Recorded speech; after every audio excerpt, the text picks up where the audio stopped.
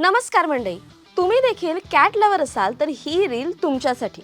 नवी मुंबई येथील सिडको एक्झिबिशन सेंटरमध्ये भरला होता मेगा कॅट शो, जिथे 600हून अधिक मांजरी होत्या। त्यामुळे आजचा माहोल हा एकदम परफेक्ट होता। 600 पेक्षा जास्त मांजरी दिसायला एकदम रॉयल, कोणी वाघासारखी दिसते तर कोणी एखाद्या कापसाच्या गोळ्यासारखी। ऑस्ट्रेलिया आणि थायलंड वरून आलेले जजेस त्यांचं परीक्षण करत होते।